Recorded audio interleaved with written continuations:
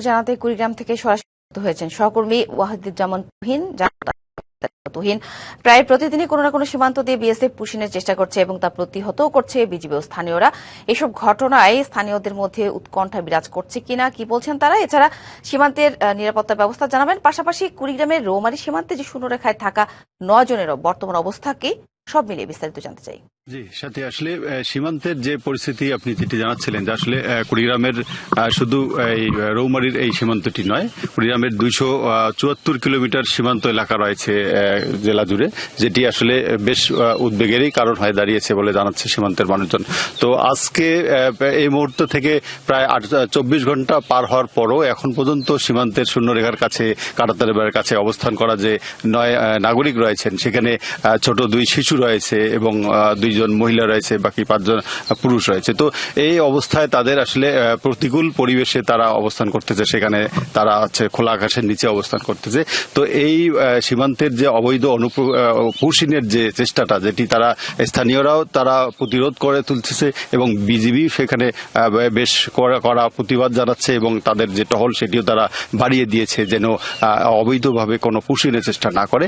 BGB যেটি জানাচ্ছিল যে আসলে পুশিন নয়, যদি বাংলাদেশি কোন নাগরিক হয়ে থাকে তাদের বিএসএফ এর কাছে, তো সেটি আসলে এটি যে আন্তর্জাতিক যে আইন রয়েছে, সীমান্ত যে আইন রয়েছে এবং দুদেশের যে বিদ্যমান যে আইন রয়েছে, সেটিকে ফলো করে তাদেরকে যদি আইনানুগভাবে হস্তান্তরের প্রক্রিয়া করা হয়, সেটি তারা মানবে, সেটি বিজিবি জানাচ্ছিল।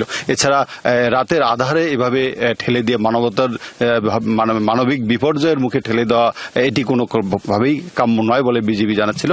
তো গতকাল কুড়িগ্রামের যে গয়টাপাড়া সীমান্ত এবং বন্দুচ্চর সীমান্ত, এটি রৌমারী উপজেলার 2টি সীমান্ত, যে সীমান্ত দিয়ে 9 জনকে যে পুশিনের যে চেষ্টা করেছিল, সেটি নিয়ে একটি পতাকা বৈঠক হয়েছিল কমান্ড ব্যাটালিয়ন পর্যায়ে, মানে 2 দেশের সীমান্তরক্ষী বাহিনীর। তো সে পতাকা বৈঠকে 2 দেশের সীমান্তরক্ষী বাহিনীর মাঝে কোনরূপ ফয়সালা না হওয়ায় এখন পর্যন্ত তারা খোলা আকাশের নিচে এবং অত্যন্ত বলা যায় মানবিক একটি অবস্থায় তারা অবস্থান করতেছে। কারণ সেখানে যে 2 জন শিশু রয়েছে, আমরা দেখেছি যে শিশু দুটির বয়স সর্বোচ্চ 5-6 বছর, এরকম 4-5 বছরের বয়সী শিশু রয়েছে। তো এই অবস্থায় তো শিশুদের যেমন মানবিক বিপর্যয় রয়েছে, তেমনি যারা রয়েছে তাদেরকেও আসলে সঠিকভাবে মানে 2 দেশের যে সীমান্তরক্ষী বাহিনী রয়েছে তাদের যে আলোচনার মাধ্যমে তাদেরকে যে মানে পুশিন না করে তাদেরকে সঠিকভাবে ফেরতের যে ব্যবস্থা, সেটি করা অত্যন্ত জরুরি বলে জানাচ্ছে। তবে স্থানীয় মানুষজন তারা জানাচ্ছিল যে আসলে সীমান্তের যে এরকম জোরপূর্বক ঠেলে দেওয়ার যে প্রবণতা, এটি আসলে বন্ধ না হলে সীমান্তে তাদের যে কোনো সময় যে কোনো ধরনের ঘটনা ঘটতে পারে, এরকমেরও আশঙ্কা তারা করতেছিল। তারা জানাচ্ছিল যে আসলে 2টি দেশের যে পার্শ্ববর্তী যে দেশ, তাদের যে সহমর্মিতা এবং তাদের যে আচরণ, এটি আসলে কাম্য নয়। তারা জানাচ্ছিল যে এরকম পরিস্থিতি থেকে উত্তরণে খুবই ফলপ্রসূ আলোচনা হওয়া প্রয়োজন, যাতে সীমান্তে এরকমের ঘটনা না ঘটে। পাশাপাশি সীমান্তে চোরা কারবারির ঘটনার বৃদ্ধি পাওয়া এবং সীমান্ত হত্যা কমে দেওয়া, এরকম অনেক চাওয়া সীমান্তবাসী রয়েছে। তো তারা জানাচ্ছিল যে আসলে সীমান্ত যেন সুন্দর এবং সহজ অবস্থান করতে পারে 2 দেশের মানুষ, তাদের বাংলা ভাষাভাষী যে মানুষগুলো সীমান্তের 2 পাশে রয়েছে, তারা চাচ্ছিল যে এটির আসলে স্থায়ী সুরা হওয়া। তো সাথে সীমান্তের পুশিন নিয়ে আমার কাছে কুড়িগ্রাম থেকেই ছিল আজকের মতো। ধন্যবাদ তুহিন। সীমান্তের আরো খবর জানাতে আমাদের সাথে এই মুহূর্তে জয়পুরহাট থেকে সরাসরি যুক্ত হয়েছেন সহকর্মী শামীম কাদির।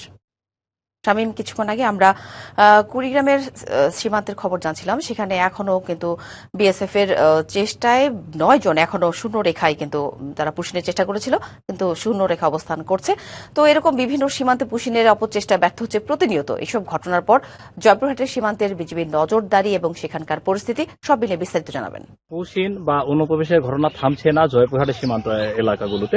আমি রয়েছি এই মুহূর্তে জয়পুরহাটের পাঁচবি উপজেলা হাটখোলা সীমান্ত এলাকায়। এই এলাকায় গতকাল রবিবার সকালে ভারতের সীমান্ত রক্ষাকারী বাহিনী বিএসএফ এর সদস্যরা ওই দেশে জামালপুর এলাকা থেকে বাংলাদেশের হাটখোলা সীমান্ত এলাকা দিয়ে এক বৃদ্ধকে অনুপ্রবেশ করানোর চেষ্টা করেন। এই সময় কিন্তু স্থানীয় গ্রামবাসী এবং বিজেপির সদস্যরা সেটি রুখে দেন এবং সে সকালে যখন তিনি ভারত থেকে এদেশে প্রবেশ করেন তখন কিন্তু গ্রামবাসীরা কিন্তু প্রতিরোধের মুখে এবং বিজেপির প্রতিরোধের মুখে বিএসএফ সদস্যরা তারা পিছু হেঁটে কিন্তু ব্যর্থ হন। এ নিয়ে কিন্তু এলাকায় কিন্তু সীমান্ত এলাকাগুলোতে এই আতঙ্ক বিরাজ করছে।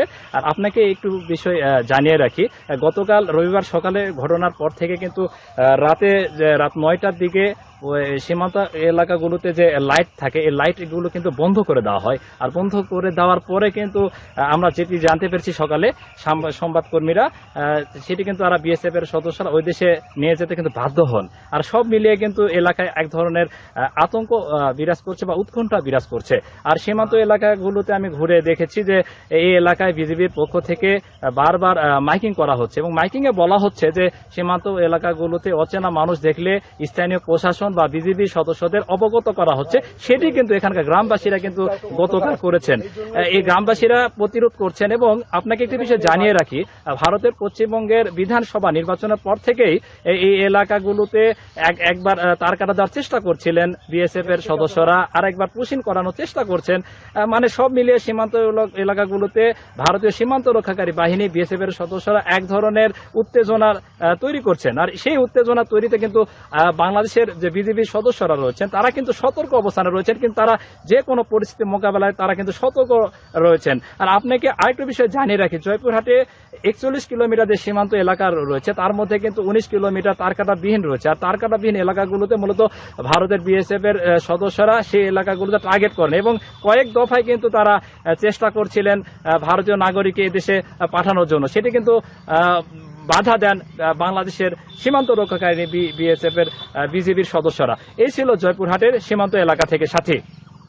ধন্যবাদ কাদির।